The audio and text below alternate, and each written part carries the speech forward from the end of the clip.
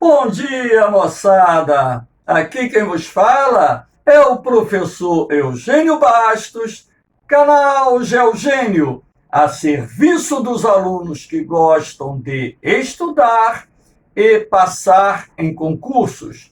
Moçada, vamos fortalecer o canal, se inscrevam no canal, compartilhem o vídeo e ajudem o professor Eugênio Bastos a democratizar o ensino da geografia. Moçada, no nosso encontro de hoje, iremos estudar os principais tipos de solos existentes no mundo. Nós já analisamos os principais tipos de solos encontrados no Brasil, as técnicas de conservação do solo, o processo de formação do solo. E hoje, para finalizar esse assunto que está dentro do contexto da geografia geral, iremos falar sobre os principais tipos de solos encontrados no mundo. Solo é um assunto que cai de vez em quando em concursos de vestibular e também concursos militares. Moçada, eu montei aqui a classificação dos solos. Então, chamamos de solos zonais. Aqueles que são bem desenvolvidos, sofrendo maior efeito do clima e da cobertura vegetal. Quando a gente fala que são solos maduros, são solos formados há muito tempo, razão pela qual os seus horizontes são bem definidos e profundos. Temos como principais exemplos de solos zonais o latossolo, o solo podizólico, o solo de pradaria e o solo encontrado em regiões desérticas. Nós temos também os solos intrazonais. São solos bem desenvolvidos, portanto, com horizontes também bem definidos, sob efeito predominante do relevo, da rocha de origem e da idade. Nós temos como, por exemplo, os solos salinos, que são típicos das regiões áridas e semiáridas do planeta, e os solos hidromórficos, ou seja, aqueles formados pela ação predominante da água. E nós temos os solos azonais, que são solos muito jovens, razão pela qual os seus horizontes ainda não são bem definidos, ou seja, ele não possui todos os horizontes encontrados, por exemplo, no solo maduro. Esse solo sofre pouca influência do clima ou da vegetação. São solos rasos, pedregosos. Temos como, por exemplo, os solos aluviais e o litossolo. Lito, pedra, solo formado a partir da desagregação, da decomposição das rochas, das pedras. Chamamos de solo aluvial todo aquele solo formado a partir do transporte de sedimentos, feitos pela água da chuva, a água de um rio, pelo gelo ou até mesmo pelo vento. Existem, como por exemplo, os solos de várzea, que são classificados como solos aluviais, até mesmo porque as várzeas são aquelas regiões periodicamente inundadas pelas cheias dos rios, e a cada período de cheia ocorre deposição de sedimentos, aluviões. E nós temos o solo eluvial. É aquele que se forma na mesma área onde se processou o intemperismo ou a meteorização da rocha. Processo esse responsável pela transformação da rocha em solo. Eu dou como exemplo um solo muito fértil encontrado aqui no Brasil, a terra roxa, formada exatamente na mesma área onde se processou a decomposição do basalto, uma rocha de origem vulcânica. Aqui nós vamos ver os mais importantes solos do mundo. O latossolo. O latossolo é encontrado predominantemente nas regiões tropicais e equatoriais, ou seja, tropicais subúmidas e equatoriais quentes e úmidas.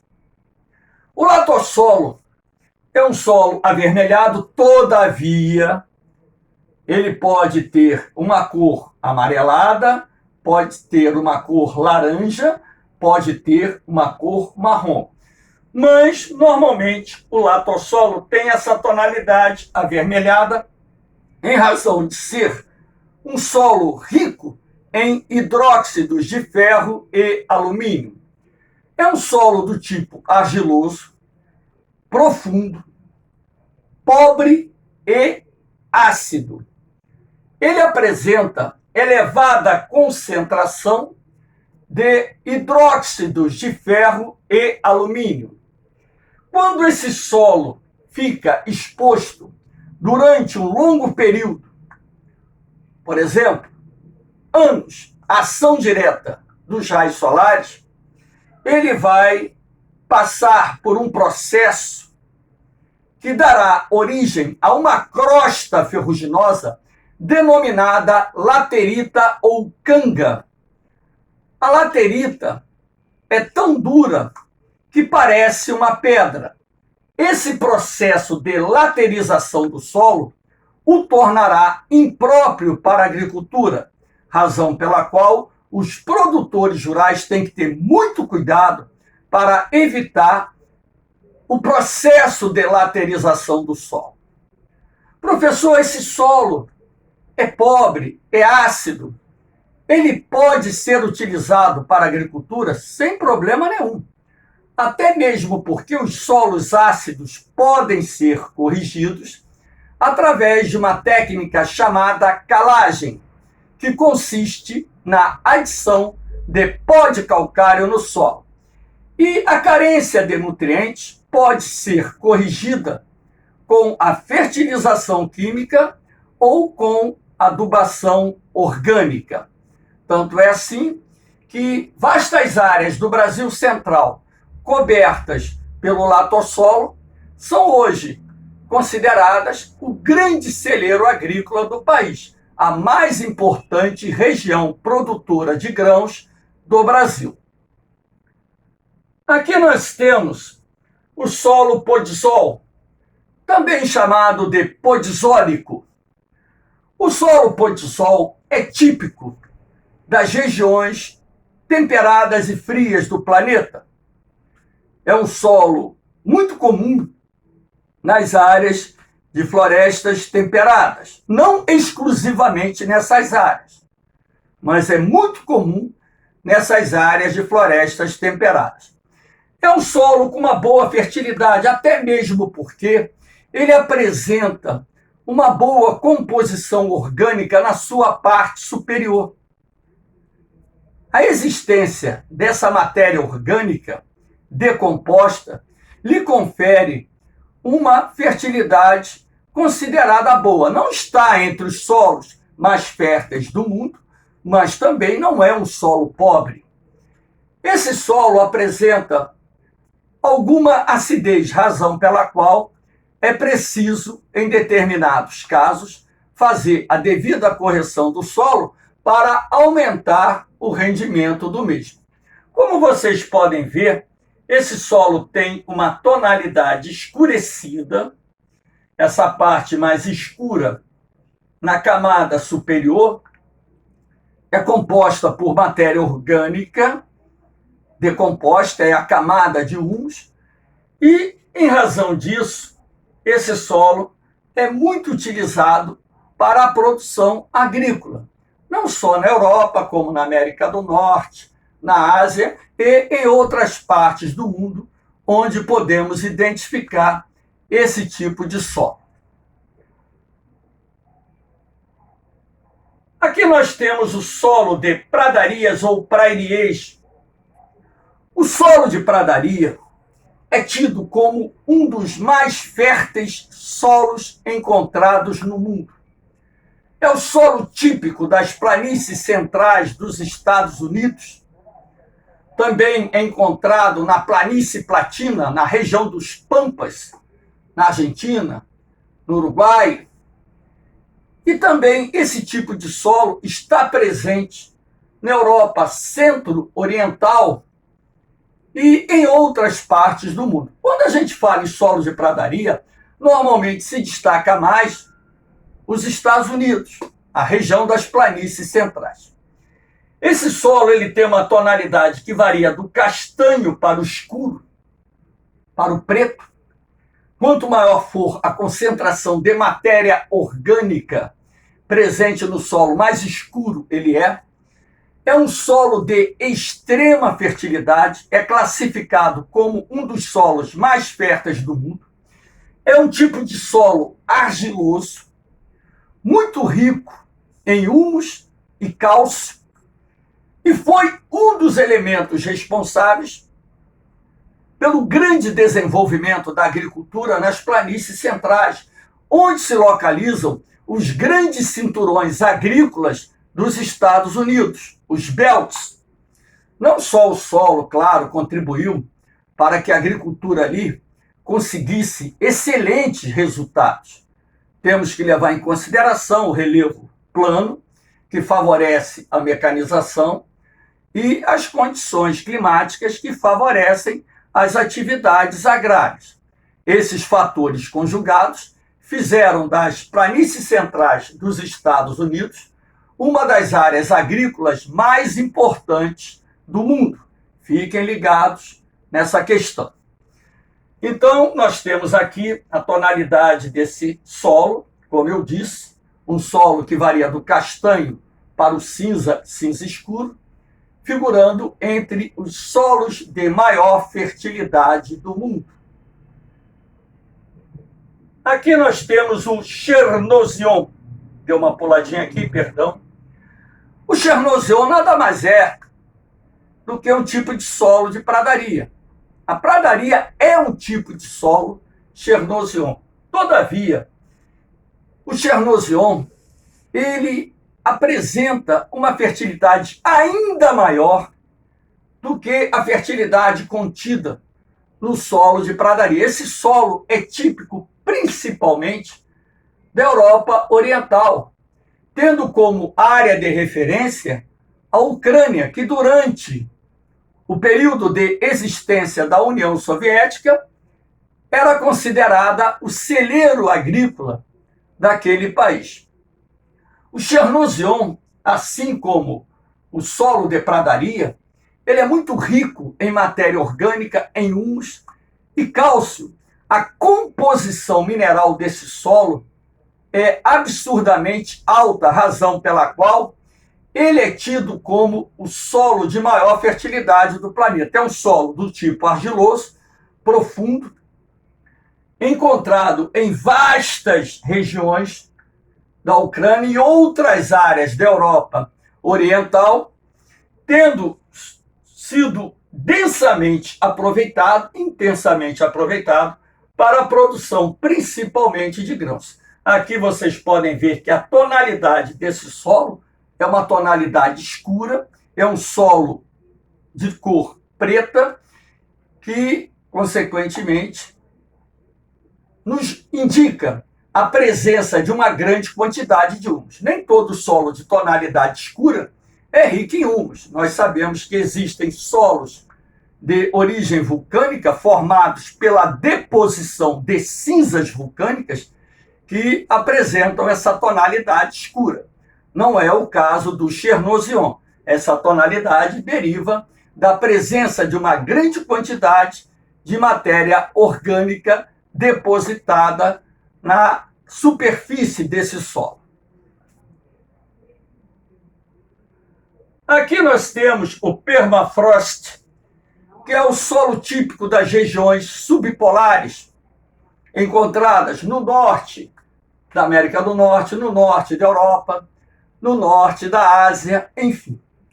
O permafrost é um solo que apresenta-se congelado poucos centímetros abaixo da superfície, mesmo durante a estação do verão. Durante o longo período de inverno, que atinge as regiões subpolares do planeta, essa região aqui fica toda ela coberta de neve, em algumas áreas até gelo. Durante o curto período do verão, existe o derretimento da camada superficial que recobre o solo, permitindo assim o florescimento da tundra, uma vegetação rasteira que é típica das regiões subpolares. Só que com o aquecimento global, a alteração dos padrões de temperatura que vem ocorrendo nas regiões subárticas do hemisfério norte, o processo de degelo do permafrost está avançando num ritmo cada vez mais acelerado, razão pela qual esse derretimento do gelo que está contido nesse solo está provocando a acomodação do terreno. Isso quando ocorre em áreas edificadas, causa a queda, o desabamento de moradias, de estabelecimentos comerciais e por aí vai. E aqui nesse permafrost existe um outro probleminha, a grande concentração de metano. E na medida em que o degelo avança, ocorre o aumento da liberação do metano para a atmosfera. Lembrando que o metano é um dos gases do efeito estufa. Como nas regiões subpolares o clima é adverso para as práticas agrárias, esse solo não é aproveitado para a produção agropecuária.